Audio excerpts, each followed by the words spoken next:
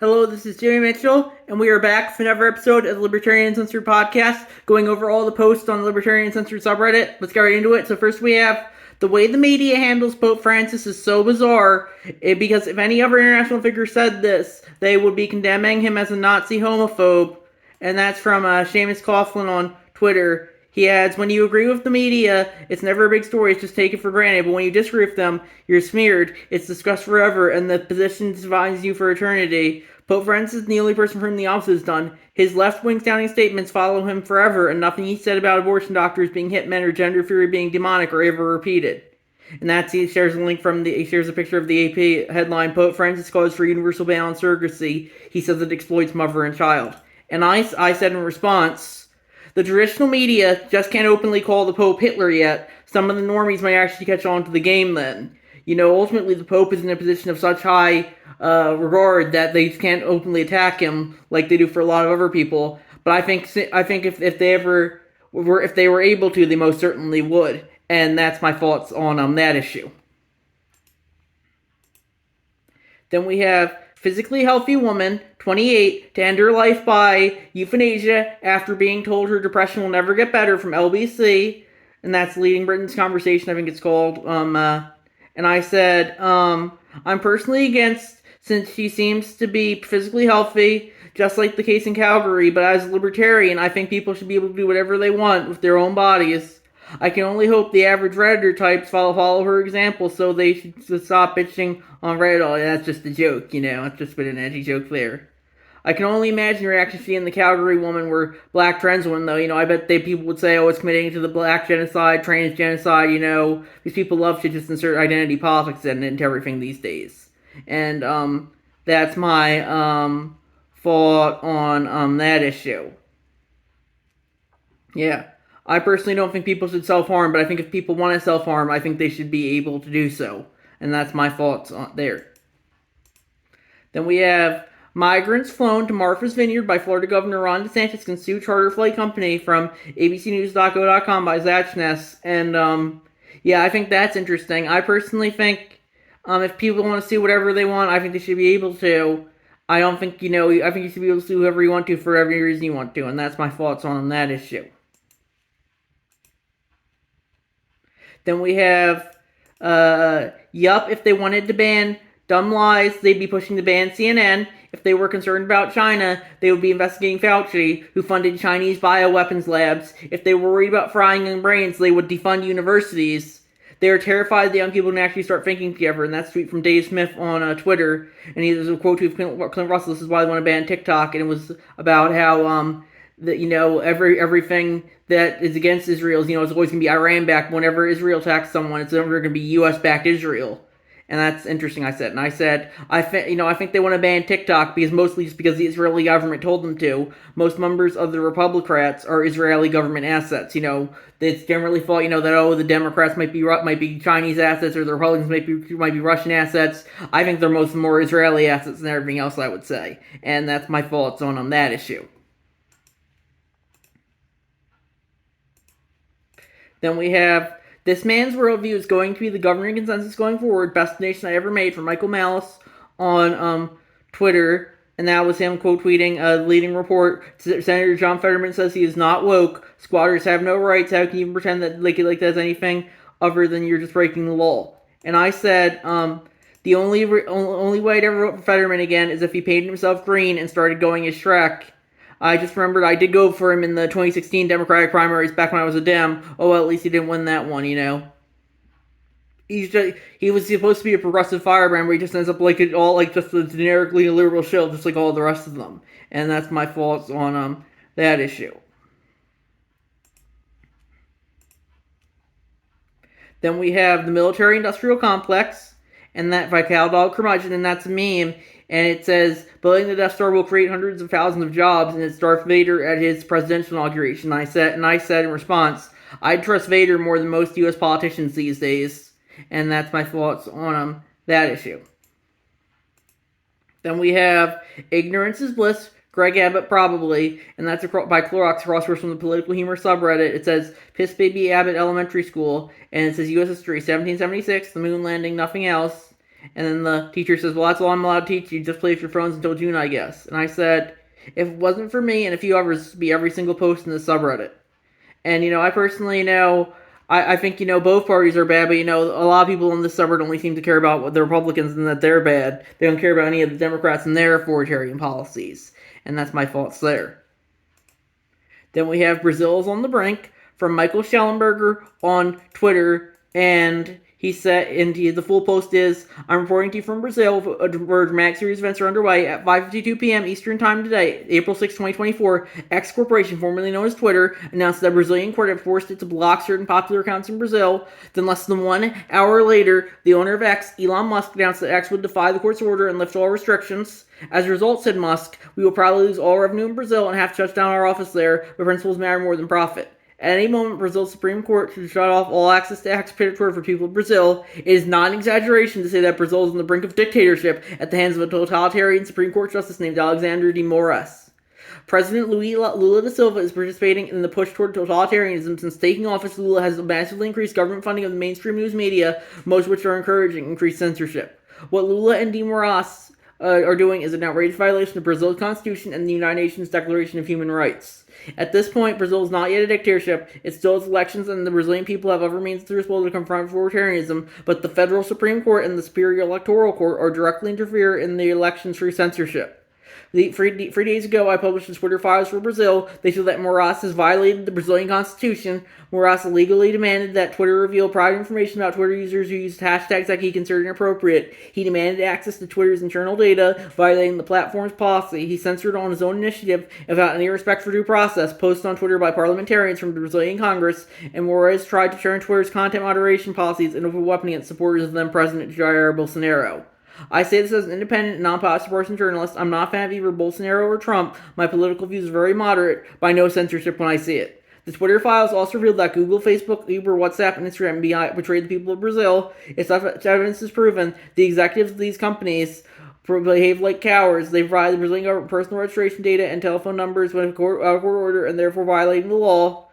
When Twitter refused to provide Brazilian authorities private user information, including direct messages, the government attempted to sue Twitter's top Brazilian lawyer. When I lived in Brazil in 1992, I was very left-wing. At the time, Lula and the PT slogan were, without fear of being happy.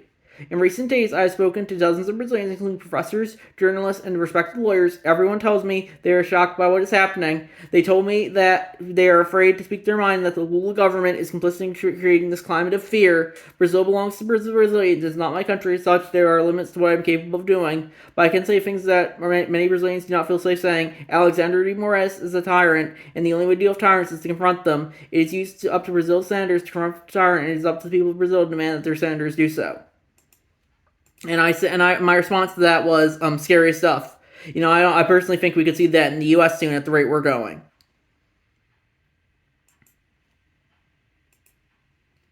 Then we have a tweet from Aaron Mate on Twitter, and he said, the Washington Post claims that Trump has falsely blamed Ukraine for trying to help Democratic rival Hillary Clinton, a smear spread by Russian spy services. This is in fact a smear spread by Russian-gate stenographers. Ukraine made incumbent Clinton during the 2016 campaign. From any links to the Financial Times article, Politico subsequently reported that the Ukrainian embassy in D.C. cooperated with the DNC in a bid to help Clinton. How did journalists still get this wrong in 2024? And I replied, it's not like the media to just lie like that. Sarcasm. The media ultimately is just gonna push whatever narrative it wants to push, and it's up to the people to hold them accountable for pushing narratives when they're not accurate, and that's my thoughts on that issue. Then we have documents. Representative John Stone threatened mass shooting and rape after investigation from independent.nh.org by Swamp Yankee Dan, and I definitely agree that's not good, but I personally think, he's only kind of sharing it because he has an R next to his name. If he had a D next to his name, they would be swept under the rug, I think. And that's my thoughts on that issue.